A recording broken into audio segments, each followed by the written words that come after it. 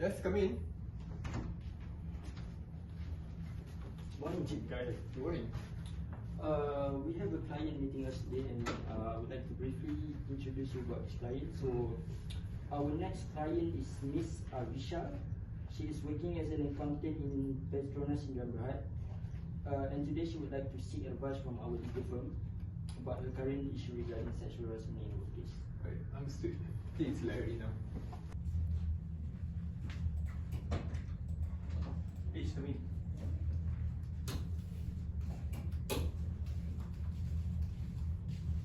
Good morning. Good morning.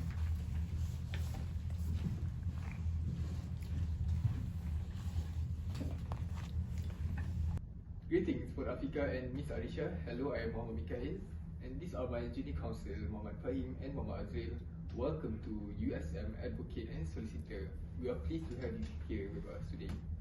Thank you for lending me your time today. I just don't know where else to go regarding this matter. Let's go.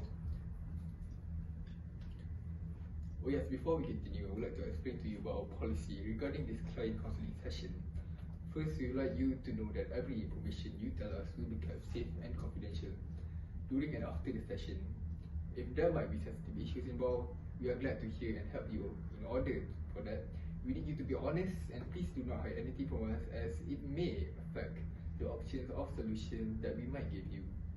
However, bear in mind that we are not going to force you to reveal anything. What we can emphasize is that the more you tell us, the more likely we can help you with your problem. Second, I will assure you that we'll come up with the best possible options for you, so please do not hesitate to tell us your problem. And not to forget, we're here to represent you. We work for you and we will give you the best counseling and advice that we think will benefit you the most. But however, in reality, the decision is purely yours. Third, we honor the trust that you put on us, and we are bound by Lawyers' Code of Ethics, the Legal Provisions Act 1976, as not give up our client information to third party or other people unless the matter involves physical harm to other person and the third party or other people cannot compel to us to disclose this communication as it is privileged. Any questions? No, I fully understand. Alright, great. Now my junior counsel will be explaining about the procedure for the counselling session. Okay, very well, Puan Afika. So, we talked to our secretary earlier, and we had been informed that you have problems finding solutions for your daughter's situation. As we know more about the issue, we will have a better estimation of possible options to be given. From what we understand, you are going to have an appointment in approximately 20 minutes. Sadly, the time is a bit limited, thus we hope to fully utilize these 20 minutes. So next, we are going to find out what exactly happened. As you know, that Chief Guy, Encik Azril, and I will jot down notes as you speak, and if anything comes to your mind, which you think is important, please write it down. Later, we are going to cover your expectations from us. Lastly, we are going to explain to you what options that you have.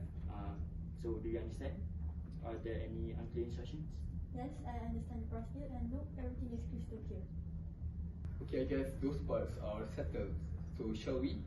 Puan Afika, do you mind telling us what brings you here?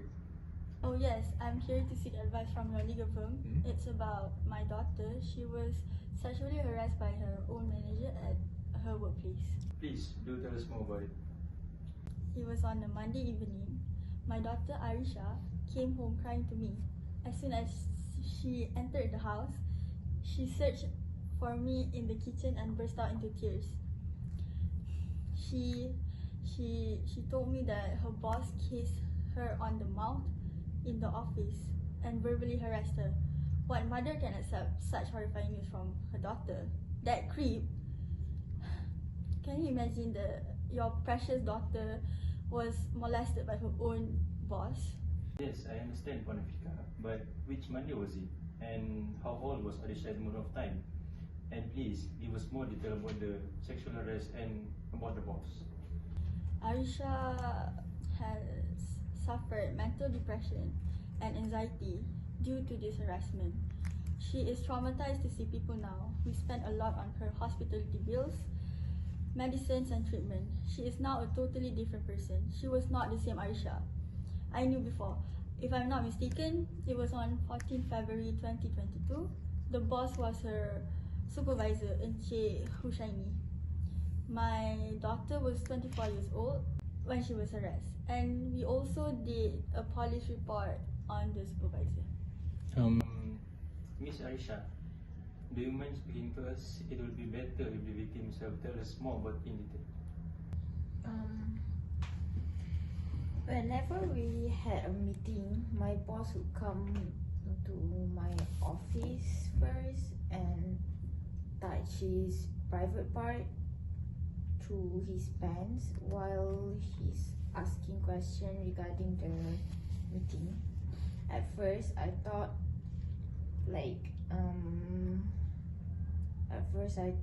he was scratching himself, but I have noticed that when we are in meetings with other men, he does not do it. It is very deliberate, and he always gets in a position where I could see him. Since that day, my boss would frequently ask for cuddles, and when I refused, he would become angry with me. He groped me several times and kissed me. He would try to put his hand down my skirt from the waistband and would constantly make comments about me being frigid. On the day I walked out, he kept asking for cuddles and I refused him. Then he started to verbally harass me in front of my colleagues by yelling and cursing at me. He called me sayang without my consent in public. One day, he asked me to accompany him to lunch. I agreed, as I thought it was only like a casual colleague lunch. He brought me to a restaurant bar.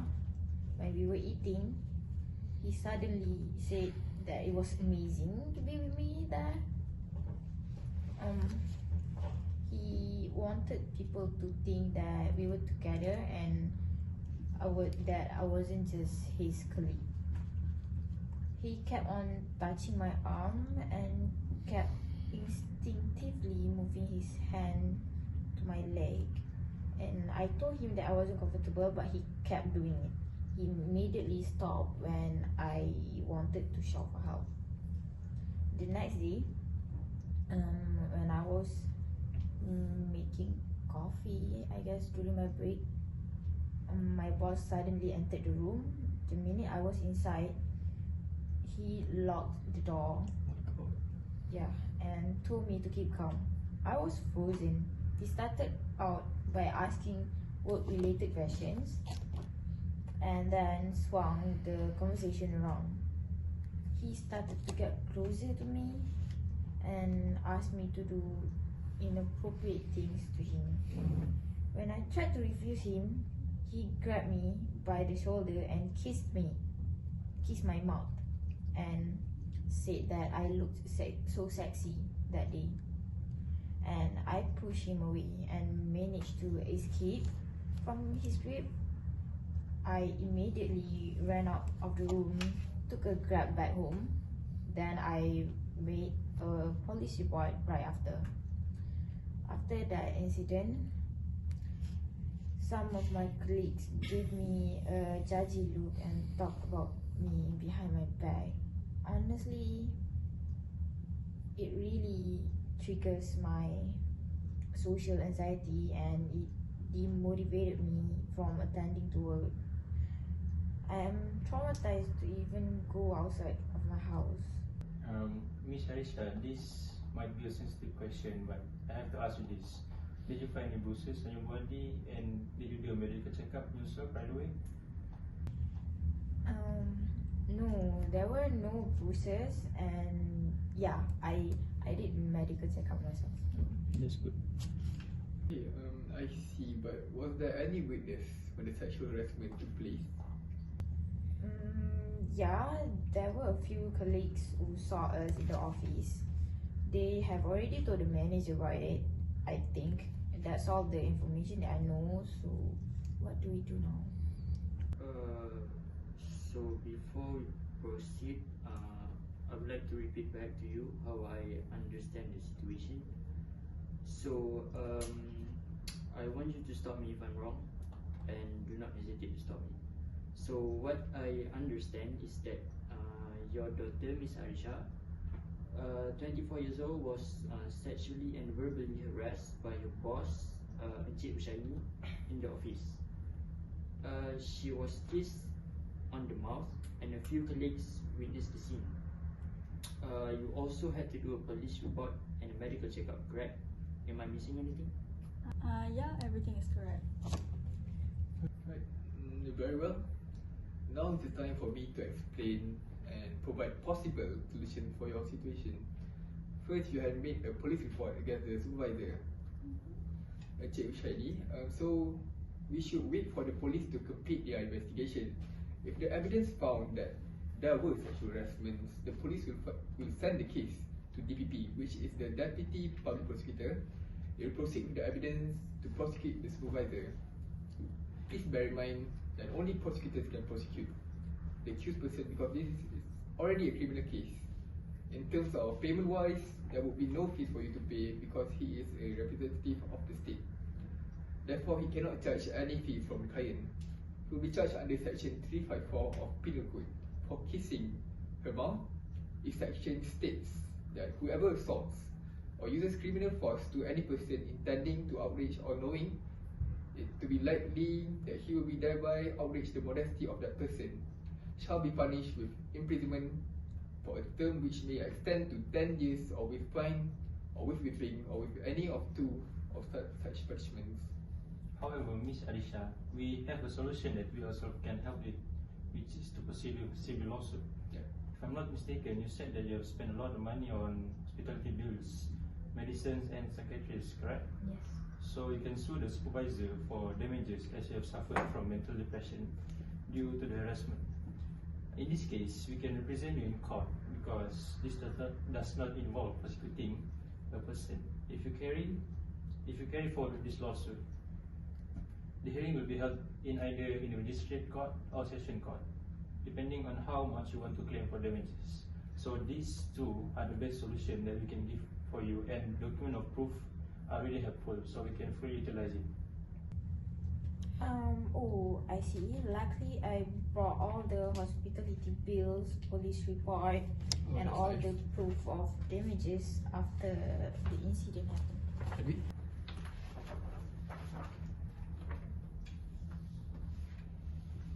Thank you. Your police report.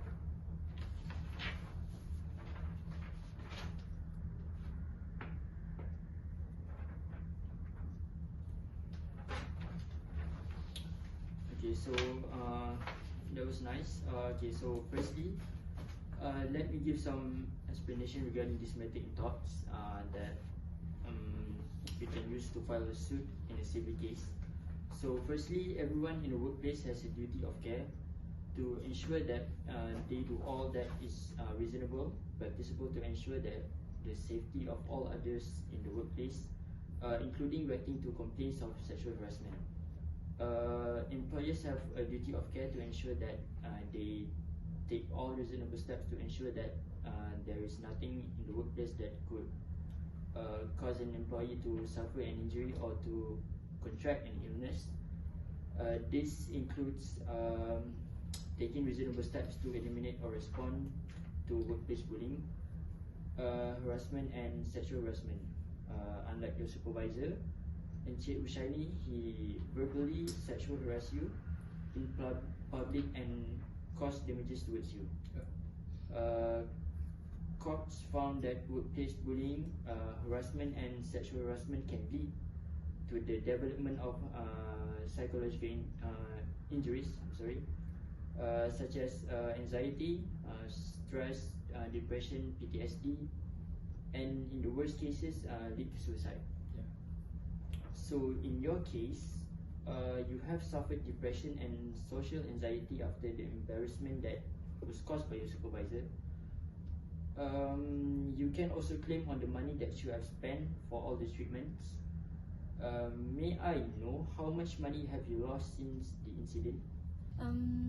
The hospital bills were around 35,000 ringgit, and that includes all the mental health appointments and treatments.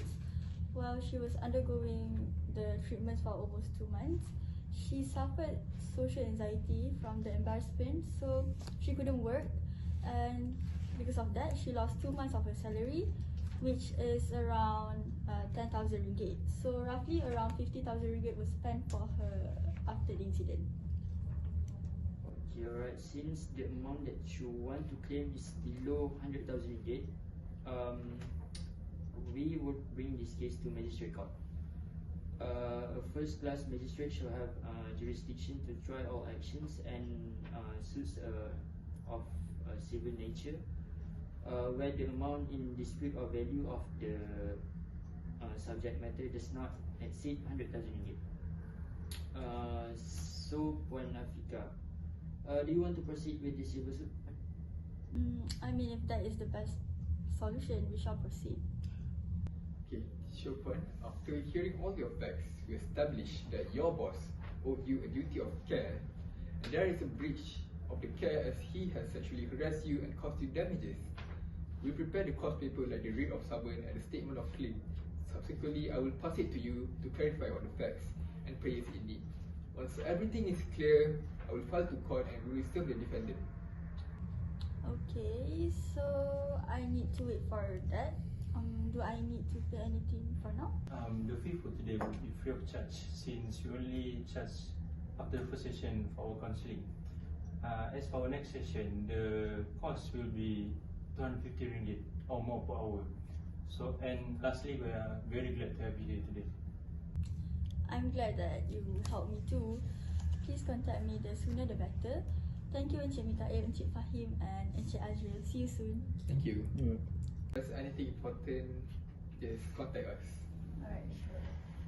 Thank you. Okay, junior counsels, you may sit there and we shall start with this question. Okay, so Encik Kai, Yes? I think the client that we consulted just now is really in need of our help. So, what do you think about our client problem just now? Yeah, she does seem so. We need to prepare the documents before it quickly so that we can proceed to file a suit case on her. Is there any decided case that we can refer to? We can refer to a 2016 case of Muhammad Rizwan bin Abdul Razak against Asma bin Ki Haji Muhammad Noor, which finally allowed victims of sexual harassment to sue their perpetrators under the thought of sexual harassment.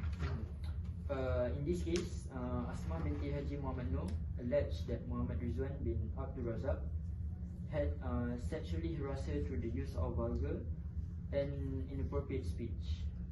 She filed a complaint with her employer, and a committee was set up to investigate the matter. Excellent. Let me know if you need anything else. Yes, sir. Yes, sir. Okay.